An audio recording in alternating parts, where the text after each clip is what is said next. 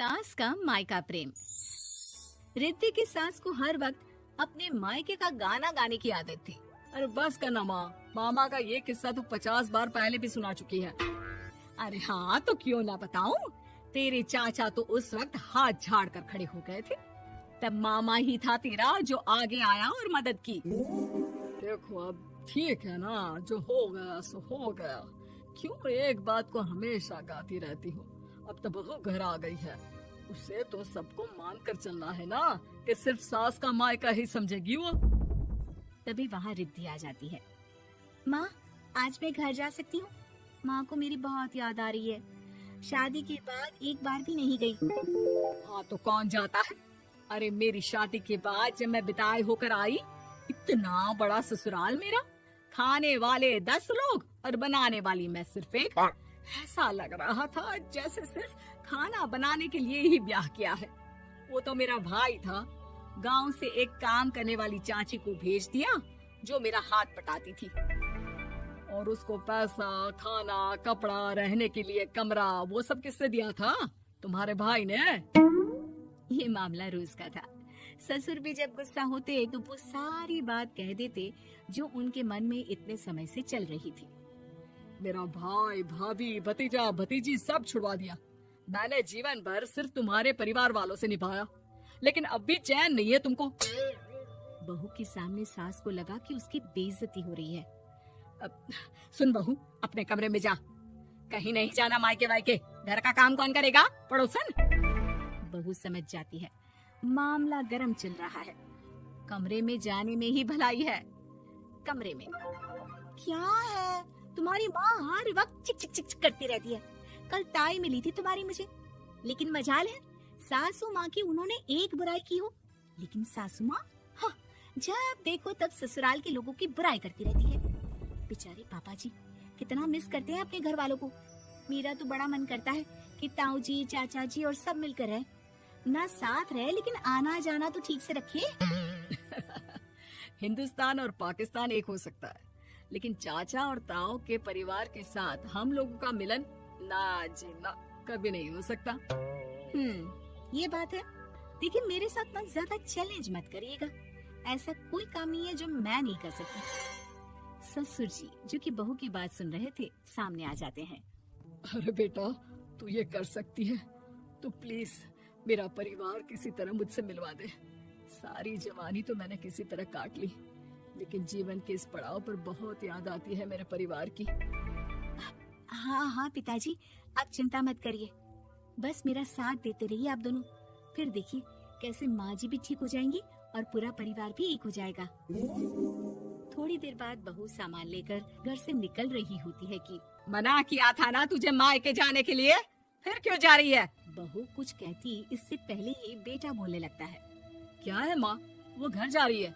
वैसे भी उसके माता पिता ने मुझे 10 लाख दिए तब जाकर मेरा काम शुरू हो पाया, वरना तूने मेरे लिए किया क्या है? अरे वाह बेटा, बचपन से पढ़ाया लिखाया, तेरे दुख दर्द में जगी, और आज वो लोग तुझे सही लग रहे हैं? और फिर ससुराल में लड़की खुश रहे, ये तो मायके वालों की जीवन भर की जिम्मेदारी रहती है। तो ये तुमको भी तो सोचना था ना। ताऊ जी ने पापा को पढ़ाया लिखाया, जब तुम नहीं आई थी तो पापा के लिए ताई जी ने पापा की माँ की तरह देखभाल की। अब बोलिए। अरे तू कुछ नहीं जानता बेटा, तेरे पापा को सब पता है, तभी वो उन लोगों से वास्ता नहीं रखते। मैं उन लोगों को जानता हूँ, लेकिन मैं तुम्हें नहीं जानता कि तुम्हारे मन के लायक काम नहीं हुआ तो तुम घर की शांति बर्बाद कर दोगी। सास जोर जोर से चिल्लाने लगती है। तभी वहाँ सास का भाई आ जाता है। अरे क्यों आप लोग मेरी बहन को परेशान करते रहते हैं? पहले ये जीजा कम थे, जब बहू भी आ गई। बहन, मैंने तो 30 साल पहले ही बोला था, अपना हिस्सा ले और छोड़ इन लोगों को, चल अपने साथ। बहू समझ जाती है कि मामा ससुर की नजर किस पर है। देखा, तुम लोग मुझे अकेला मत समझना, मेरा भाई खड़ा है आज भी मेरे लिए। बहू मायके जाती है और आते वक्त साथ में एक नौकरानी ले आती है। अरे बहू, कुछ खाने को दे दे। अरे आंटी, क्यों भाभी को परेशान करती रहती हो? उनके भाई ने मुझे जिम्मेदारी दी है, किसी भी चीज की परेशानी नहीं होनी चाहिए भाभी को। जो चाहिए मुझे बोलने का। आय हाय, बहू के मायके वालों का इतना दखल। ये मेरा घर है, कोई कल का आए इसे पूरा कैप्चर कर ले, ये बर्दाश्त नहीं होगा मुझसे। क्या हो गया सासू माँ, क्यों सुबह सुबह चिल्ला रही हैं? चमेली, ओ चमेली, क्या कहा था मेरे भाई ने तुझे? अरे दीदी बहुत तेज है आपकी सासू माँ, मैंने तो बोला कुछ चाहिए तो मांग लो मुझसे। अरे निकल यहाँ से, घर को रेलवे स्टेशन बना रखा है, जो देखो वो घुमा जा रहा है यहाँ से वहाँ। ये कहीं नहीं जाएगी, ये जाएगी तो घर का काम कौन करेगा? मैं। हाँ, और क्या करती हैं बहुएं? घर का काम ही तो करती हैं, इसमें नया क्या है? तभी वहाँ ससुर जी आ जाते हैं। हाँ, तो यही बात तो तुम्हें भी समझनी चाहिए थी ना। आज बहू के मायके से नौकर आ गया तो तुम्हें बुरा लग रहा है? अरे तो उस वक्त गर्मा गर्म खाना तो सबने खाया ना। ऐसा तो नहीं है कि मेरे मायके का नौकर था तो सिर्फ मेरे लिए बनाता था। अरे निकालो इसे, फिलहाल बाद में बात करती हूँ।